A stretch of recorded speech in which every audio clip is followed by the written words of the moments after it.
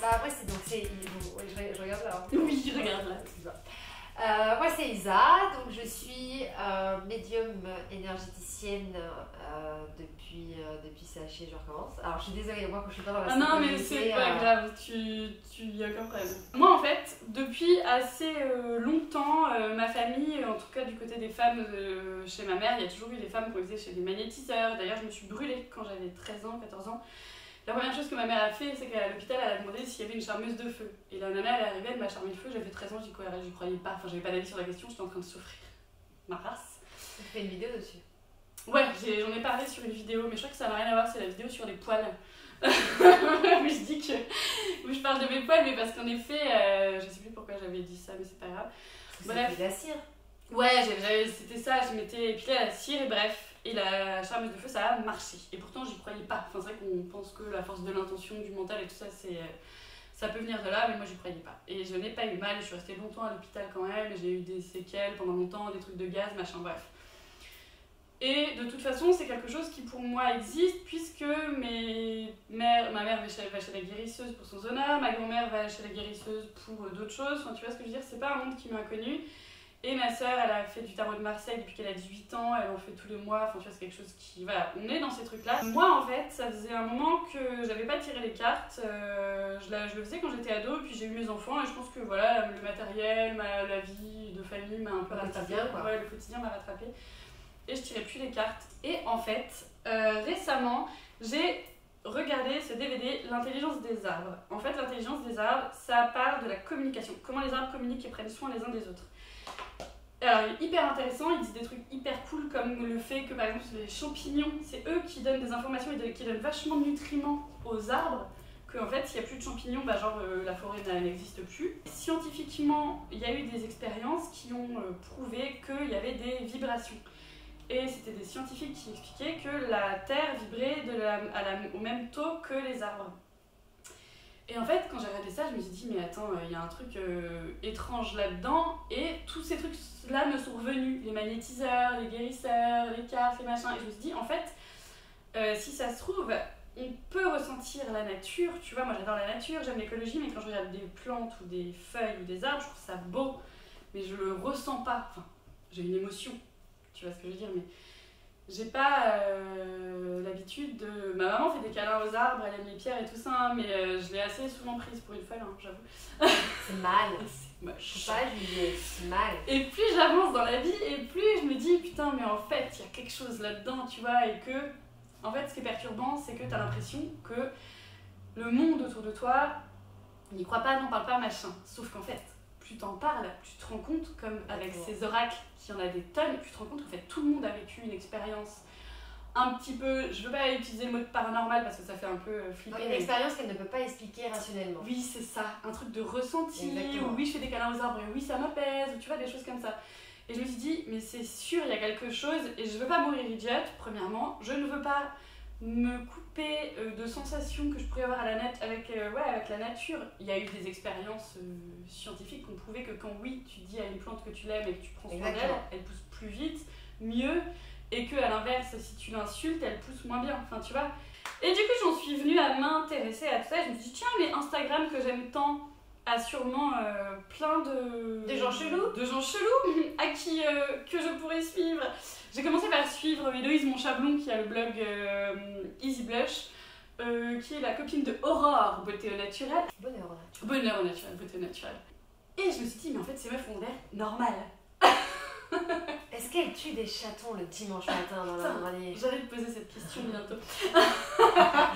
Bref, tout ça, ça m'a intéressée parce qu'en fait, on se rend compte que la spiritualité et le développement personnel, c'est super lié. Pour moi, la spiritualité et le développement personnel, c'est lié parce que de toute façon, lorsque tu t'éveilles à la spiritualité, la première chose dont tu prends conscience, c'est de ta liberté en fait. C'est-à-dire que tu es un être spirituel, tu peux te définir comme un être spirituel. Alors après, je veux dire, on est tous uniques, mais lorsque tu as pris conscience que tu es libre, c'est-à-dire libre d'être toi, qu'importe le conditionnement de ton enfance, le conditionnement de ta vie, le conditionnement des autres, et tout ce qui est notion de rituel, parce que dans la spiritualité, on va te parler de méditation, on va te parler du fait d'aller dans la nature, etc.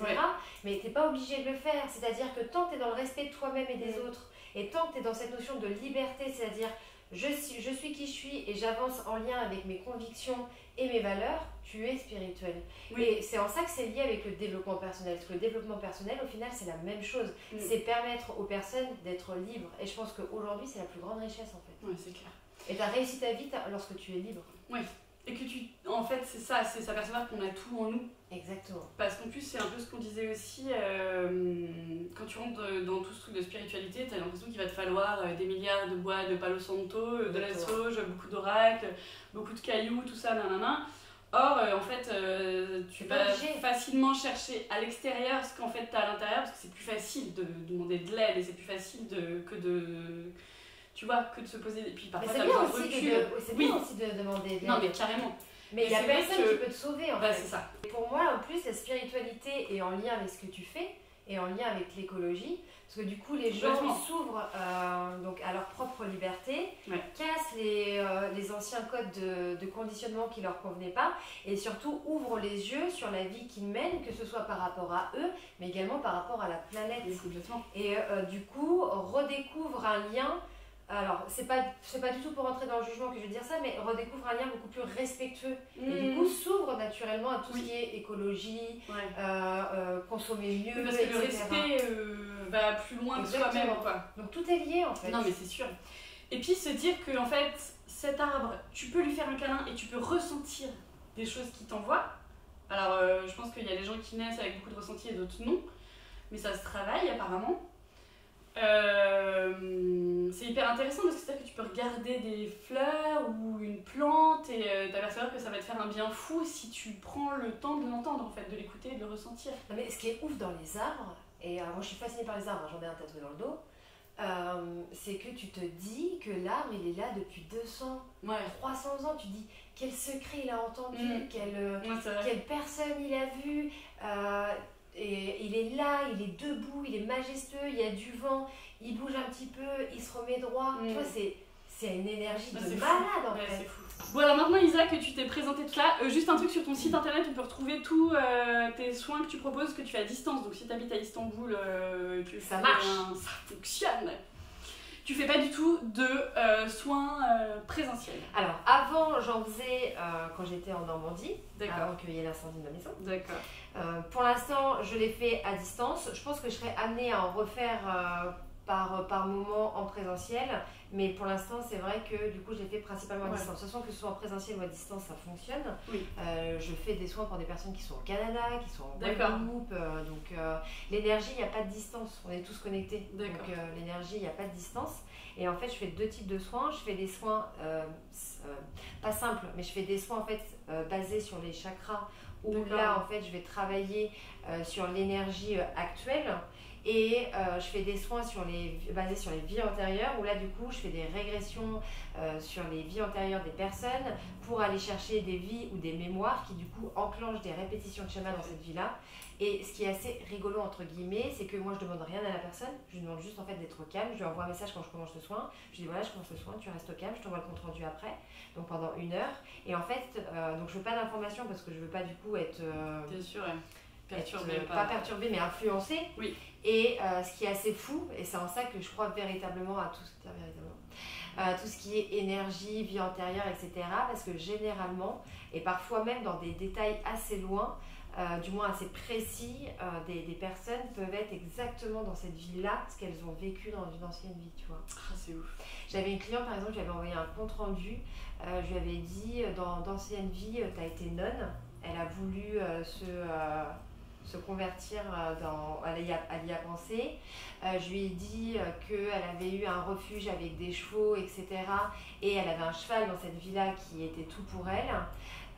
Qu'elle avait été en Égypte et que là son guide était Horus et son chat s'appelait Horus.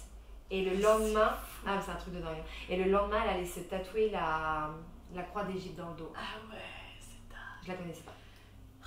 Et toi, concrètement, quand tu fais un soin des vies antérieures, par exemple, tu te poses, tu te connectes, tu as une photo, un nom, et c'est des images qui viennent en toi. Exactement. En fait, je me mets en état de méditation et je vais dans ce qu'on appelle les mémoires akashiques. En fait, les mémoires akashiques, d'ailleurs, c'est en lien avec ce tatouage-là, parce que là, j'ai tatoué Akasha. D'accord. C'est ma deuxième maison. En fait, c'est un endroit, on va dire en astral, où tu as accès à tout. C'est-à-dire que tu as accès au passant, au passé, au présent. Du world. Exactement. Tu as accès au passé, au présent et au futur. Et du coup, ouais, je vais voir ce qu'a vécu la personne. Ça va être des flashs en fait. Alors des fois, c'est très perturbant parce qu'il peut y avoir des vies des scènes assez violentes. Mais, et du coup, en fait, je suis comme ça et tu vois, je suis en méditation. Je prends des notes, tu vois, je note parce qu'en fait, je vais mettre des mots qui après, schlac, ça va me faire revenir le flash si tu veux. Et après, je tape un compte rendu assez détaillé, bah t'as bien vu, hein, assez détaillé à la personne. Ah, c'est fou tout ça. Ok, super, c'est hyper intéressant. Et je te demandais, oui, tu fais des contacts défunts, mais ça c'est pas sur ton site, c'est ça? Comment tu... Alors, c'est vrai que je ne l'ai pas mis sur mon site, mais généralement c'est une consultation oui, normale. C'est ça, et ça arrive... Après, une consultation défunt, moi par rapport à ma médiumnité, c'est vrai que c'est quelque chose que... une consultation, la personne elle t'appelle, tu as tes cartes comme support, etc. Il n'y a pas de souci, n'importe quelle heure, n'importe quel jour, ok. La médiumnité, il faut en prendre conscience de ça, c'est que tu peux demander à rentrer en contact avec l'âme d'une personne qui est partie, mais elle n'est pas forcément disponible à ce moment-là pour toi. Donc c'est pour ça que je le fais vraiment au feeling, parce que j'ai pas ça pas chaque fois. J'ai pas ça cette dépend pas que de toi. Exactement. J'ai pas la prétention de dire c'est là, maintenant, tout de suite. Il faut être deux. Hein. C'est comme si tu appelles quelqu'un, la personne elle répond pas. Allô, Jean-Michel. C'est là ou pas? Non, Michel n'est pas là. Alors maintenant, Isa, je vais te poser 2-3 petites questions à la con qui me sont venues en tête comme ça. Est-ce que par exemple, chez toi, c'est comme dans Charmed, t'as des grimoires, des bougies et des trucs chelous, ou est-ce que t'es une meuf normale dans le quotidien? Je vais te faire une réponse à la normande. Moitié-moitié. Non, j'adore les pierres, j'adore les bougies, j'adore les oracles. Donc tu viens chez moi, il y aura des pierres, des bougies, des oracles. Puis ça fait après, il y a de la lumière chez moi, tu vois, il y a de la lumière, il n'y a pas d'araignée, il n'y a pas de chat noir. C'est ça. Même si j'en ai eu un. Mais après, qui est normal et qui ne l'est pas? Tout à fait. C'est à 4 heures. Freud a dit la normalité, c'est une question de degrés. C'est-à-dire qu'au final, on est tous un peu chelous et à différents degrés. Pour moi, je me considère complètement normale. Mais bien sûr. C'est clair, et puis c'est ta vie. Donc, exactement. Est-ce que par exemple, du coup, comme tu peux aller dans les vies antérieures des gens, un jour, tu fais la vie antérieure de quelqu'un, tu découvres qu'il a été Hitler. Ouais, c'est trop tôt pour que Hitler soit réincarné. Hein, pas forcément. Pas forcément. Genre, tu lui dis ou pas? Genre, bah voilà, t'as été un enculé, t'as tué du monde, donc maintenant tu vas en baver toute ta life. Non, alors, il n'y a pas cette notion.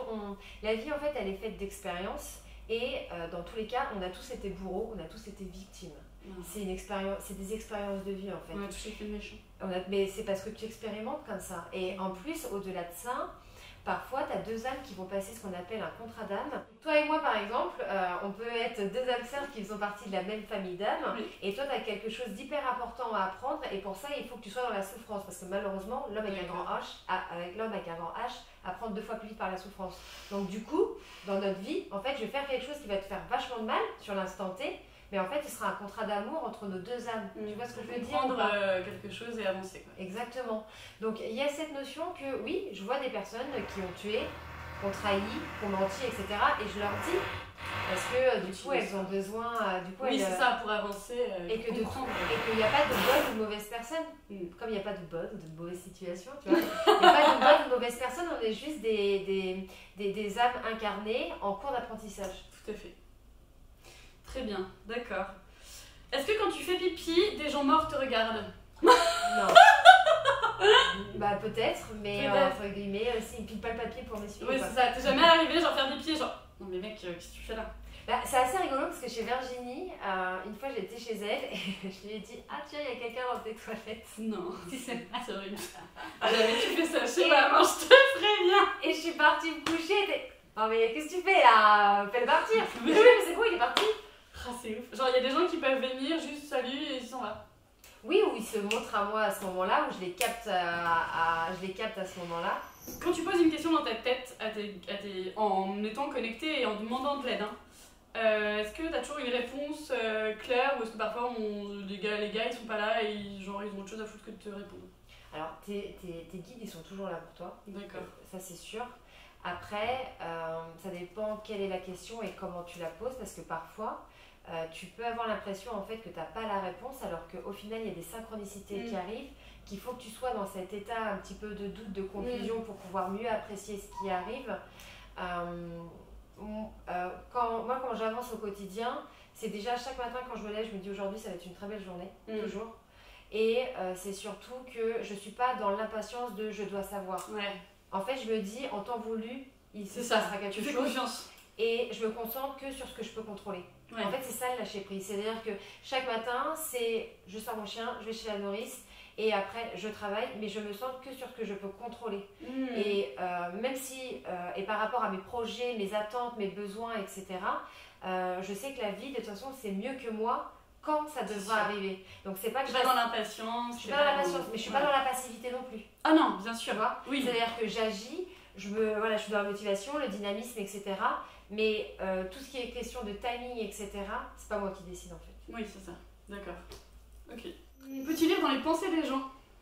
Alors, je peux capter leurs énergies, après dire que je lis les pensées, etc. Si par exemple je pense à un mot, tu vas pas trouver mon mot. Non, ça je le fais pas. Ouais, c'est ça. Et puis en fait, je me connecte à une personne lorsque ça a de l'intérêt, soit pour elle ou parce qu'il y a une question, mais le faire pour le faire, c'est pas bien. Non, c'est clair. Ah oui, est-ce que tu as déjà vu des fantômes au Monop, des fantômes partout, genre alors je appelle ça des fantômes, mais c'est quoi le vrai nom? Des entités. Des entités.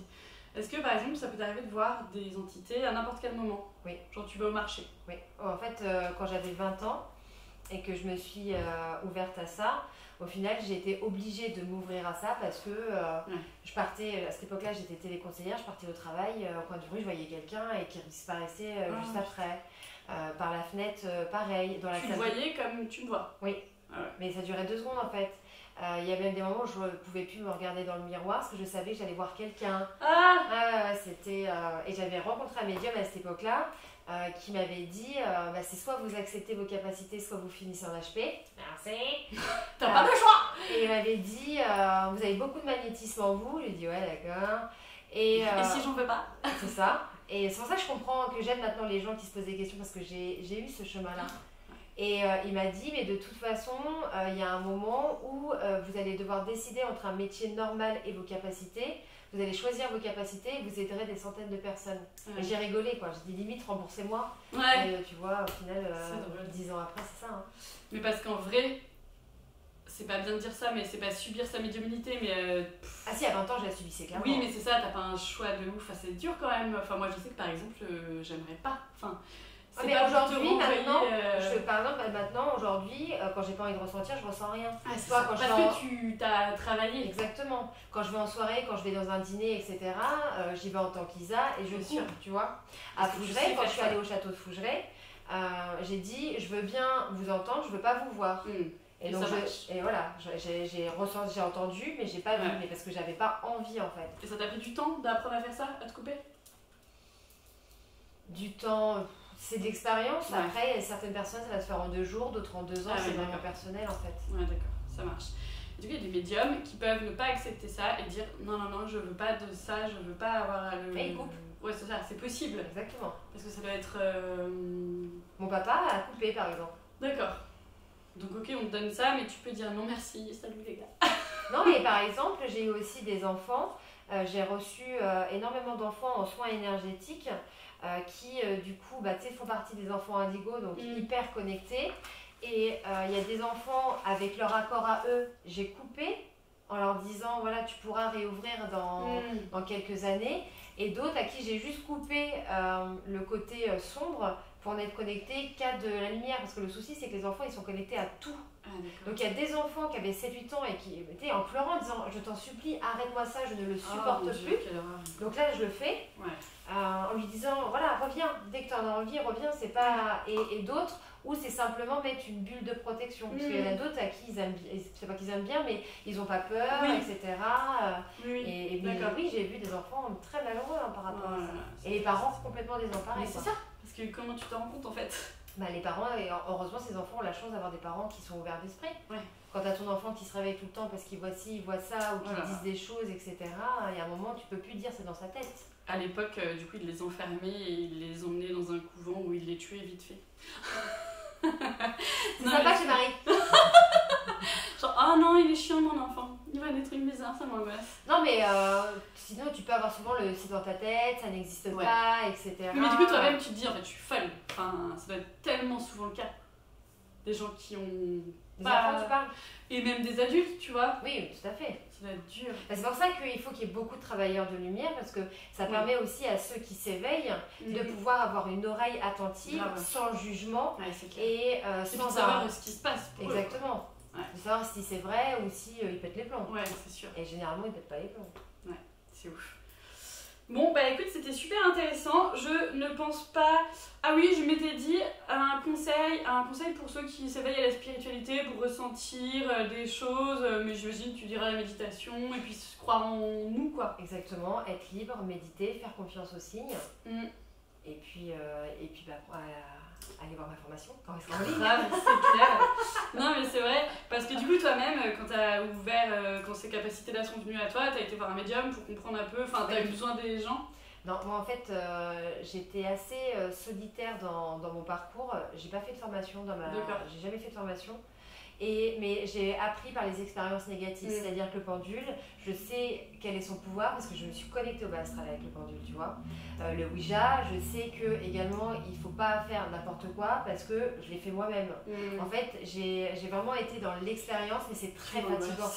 Non, mais c'est très fatigant en fait, et c'est en ça qu'aujourd'hui, si je peux aider quelqu'un à s'éveiller sans tomber dans ces expériences assez troubles et surtout énergivores, là, c'est avec très grand plaisir que je le fais. Non, c'est clair. Parce qu'en effet, quand on sait utiliser et se protéger et tout ça, ça peut être que amour, bonheur et amour et lumière. Ah oui. Tout à fait. Bon bah super, écoute, je t'ai tout demandé, franchement merci beaucoup parce que c'était hyper intéressant, c'est cool. Du coup suivez-la sur Instagram, suivez-la sur YouTube, tu proposes des méditations, sur Facebook aussi c'est cool, il y a la lumière du jour donc c'est assez intéressant parce que du coup selon les supports... C'est 3 fois par jour, 3 fois par semaine. Ouais, c'est ça. Et les guidances pour l'instant c'est les mardis et les jeudis où tu proposes que les gens te posent des questions et d'y répondre à travers ton oracle. Sur Instagram, c'est ça, 21h, 22h. Trop cool. Et ben vivement les oracles, vivement les formations, je suis trop pressée de voir ça, ça va être trop cool. Moi aussi. Et merci. Avec plaisir. Bisous.